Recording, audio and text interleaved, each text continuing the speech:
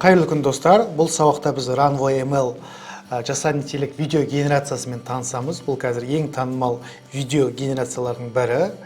Ол үшін біз Google-ға тіркелу үшін runwayml.com деген басамыз. Осы жерден try runway дегенді басамыз. Мына жерге тіркелесіздер sign up for free дегенді бассаңыздар, поштаңызды жазып тіркелесіздер. Түсінікті деп ойлаймын. Мен өзімнің аккаунтымен кіре берейін. Google-мен тіркелдім. Мінекей. Мынау админ панелі, сол жағымыздағы, оң жағымыздағы, мынау мен жақында жасаған промпттарым, видео генерацияларым. Орта жағында көріп отырғанда Runway AI Tools деп тұр. Бұл жерде жалпы осы Runway-дің мүмкіншіліктерін көрсетіп тұр. Яғни бұл жерде бірінші generative session, яғни видео құралатын, аудио мүмкіндігі бар, және lip synchronization дейді. Яғни жалпы кез келген суретке ауызды жыбырлатып эффект беруге болады. Remove background, яғни артқы фондарды жоюға болады. Тексттен фото жасауымызға болады, болмаса фотодан фото жасауымызға болады. Шексіз фотолар, яғни фотолар жасауымызға болады, суреттерді, мүмкіншіліктерін ұлғайтуымызға болады. Сол секілді барлық бөліммен ары қарай өздеріңіз танысып шықсаңыздар болады. Мен қазір негізгі видео промпттарды көрсетіп беремін. Бұның бағасына келетін болсақ, осы жерде менде қазір Pro версиясы тұр. Бағалары міне айына $15, $35 бар, $95 бар, яғни €1,500 бар. Бұның барлығы сізге кредит береді, белгілі бір сапасына қарай, секундына қарай кредит саны алынып отырады. Өзіңізге қажет тарифті таңдап, Runway мүмкіндік күшімен таныссаңыз болады.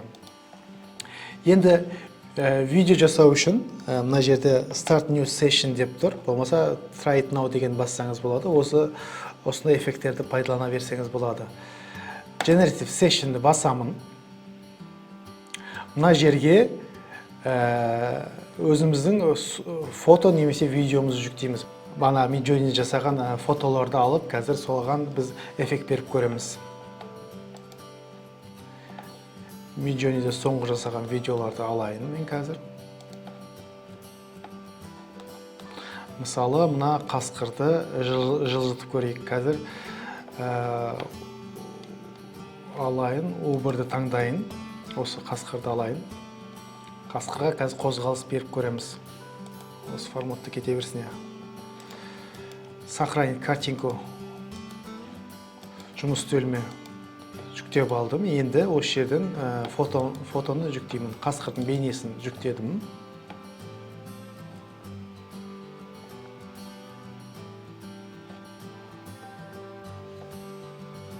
Мына қасқырдың бейнесін жүктелді. Мына жерде екі нұсқа көрсетіп тұр, яғни landscape немесе портрет режимінде. Мен портрет режимінде деп көрсетейін. Crop деген басамын, кеседі.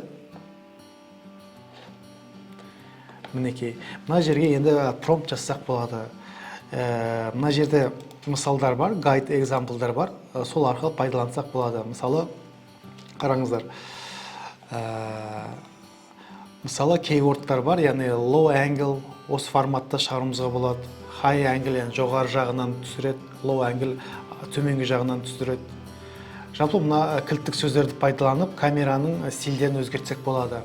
Мысалы, low angle, яғни төменгі жағынан көрсетеді, high angle, яғни жоғары жағынан көрсетеді, overhead, яғни жоғары жағынан, бас жағынан көрсетеді, FPV, яғни дрон тәріздес форматта көрсетеді, handheld, яғни қолмен келе жатқандай көрсетеді, широкий обзор, көзін жұмылған секілді барлық осы стильдерді қарап, осы тәрізді видео жасасақ болады. Мен мысалы қазір қасқырға мына жерден бір форматын таңдап алайын. Так, мына жерде қателеспесем не бар бізде? Документарий деген бар, соны таңдайын мен. реалистик документарий деген бар, яғни документарлық стильде істеймін. Реалистик документарий, қасқыр келе жатыр деген секілді. 5 секунд немесе 10 секундтық генерация жіберсек болады. Мен 5 секундтығына қояйын, размерін таңдадық, турбо режимде. Енді generate дегенді басамын. Бізде қазір кезекте тұр. Сервердің ауыртпалығына қарай, сервердің жүктемесіне қарай, осылай не жылдам береді, немесе сәл күтіп қалуыңыз мүмкін. Мінеке бізде қасқырдың бейнесі дайын болды, видеосы.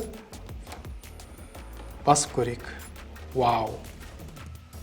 Қазір қандай вау эффект көріп отырсыздар. Айнытпай мына қасқырдың келе жатқан бейнесі. Осылайша сіз кез келген промпт жазып, осы видеомен жұмыс істесек болады. Тағы да мына экзампльдерді алсақ болады. Яғни документарий стиліне, дрон стилінде істеп көрейік енді. Осы сіздерге генерейт дейміз. Тағы жасасақ, келесі астына түсіп кетеді. Яғни дрон камера стилінде осы қасқырды жылытып көреміз.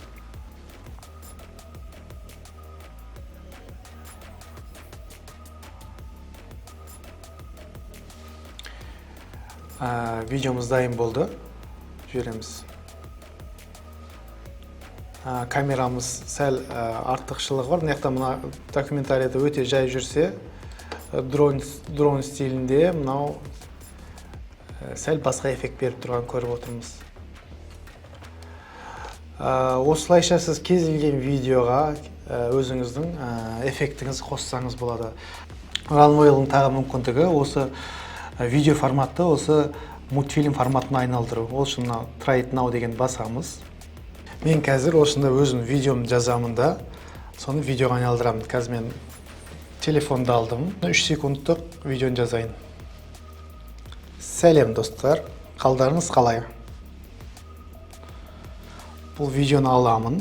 Қазір өзіме жүктеп аламын. Өз видеомды алдым. Енді осы жерге қазір жүктеймін. Загрузкаға өттім. Міне, видеом дайын болды, жүктедім. Яғни осы жерде кез келген референстегі кейіпкерге айналдырсақ болады. Мен мысалы кім болғым келеді деген секілді. Мен мысалы мына характеристиканы ала салайын. Осыған сәйкес түрімді өзгертіп, қазір сөйлетіп береді. Яғни видео генерация сервердің ауыртпалығына қарай бірнеше минут болуы мүмкін, немесе жылдам болуы мүмкін. Сәл күте тұрамыз. Мінекей менің видеом дайын болды. Видео жазайын. Сәлем достар, қалдарыңыз қалай? Видео жазайын. Міне. Сәлем достар, қалдарыңыз қалай? Яғни менің дауысым осы кейіпкерге ұқсады. Дәл осылай осы жерден кез келген кейіпкерлердің дауысын өзіңізге қарай сөйлетсеңіз болады. Болмаса YouTube'дан кез келген персонажды кесіп, өзіңіз осы жерге жүктеп, сол персонаждың дауысын бірдей оқытсаңыз болады, синхронизация жасап. Тағы бір мүмкіндіктерін былай көре берсеңіз болады, яғни тексттен фото жасау, суреттен сурет жасау деген секілді. Бұның бәрін осы All Tools'ға өтіп, осы жерде тұрған барлық элементтерді көрсеңіз болады. Жалпы осы, рахмет, келесі кездескенше.